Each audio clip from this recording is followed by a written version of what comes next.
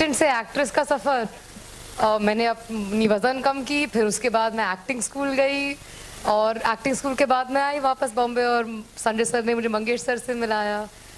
जब मैं असिस्ट कर रही थी मुझे मालूम था कि मुझे एक्टिंग करनी है, तो वो सफ़र उस टाइम पे तय थी, तो मुझे बस मेहनत करनी थी उसके बाद एज अ एक्टर। और एज एन असिस्टेंट मुझे बहुत बड़े एक्टरों से सीखने को बहुत सारी चीज़ें मिली।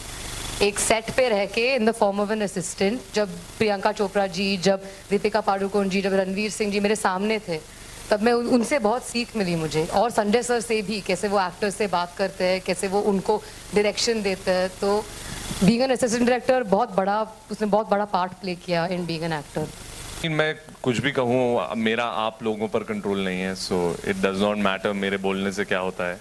And I think that you know, अभी तो घुटने पे गया और मैंने इनको तो प्रपोज कर दिया, अब इनकी कहानियाँ लिखिए ज़रा अभी।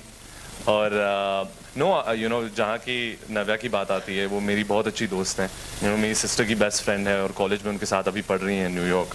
सो आई थिंक जस्ट बिकॉज एक पिक्चर किसी के साथ में आती है दोस्तों की, तो लोगों को लगता है ओके ये साथ में है, यू नो, सो ऐसा है नहीं। बट फिलहाल शिवा और आस्था की कहानी चल रही है आगे और उसको बढ़ाते हैं।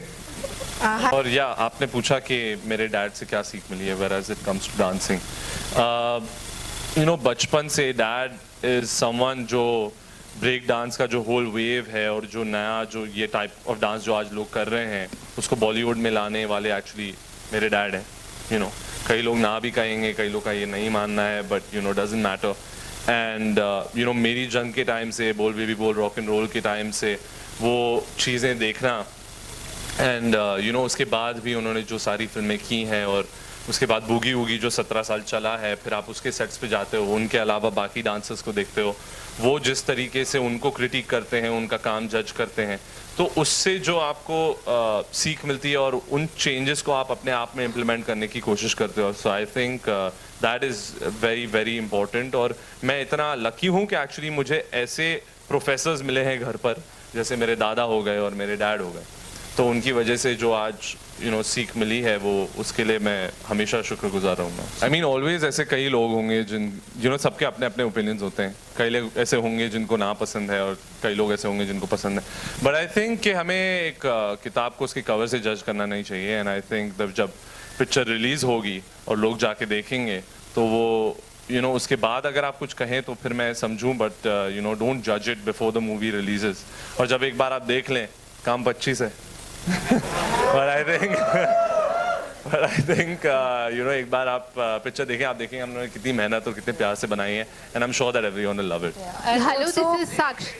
Also, positive and negative criticism दोनों हमेशा आएंगे, या तो ट्रेलर पे आएंगे, या तो पिक्चर पे आएंगे, या तो गाने पे आएंगे।